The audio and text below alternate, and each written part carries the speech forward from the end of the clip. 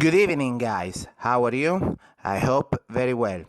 The code of today will calculate the average, the median, and the standard deviation of the sales and population of the CSV file called carseats, and it will create their linear regression. For more information about R programming language and linear regression, look at the description. Now, let's start to see this new code.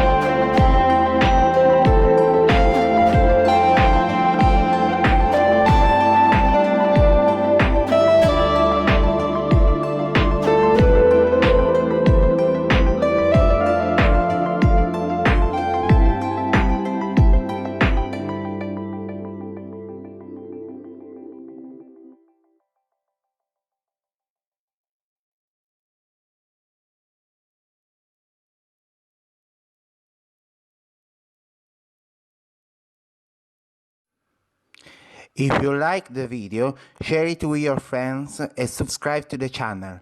See you later at the next video.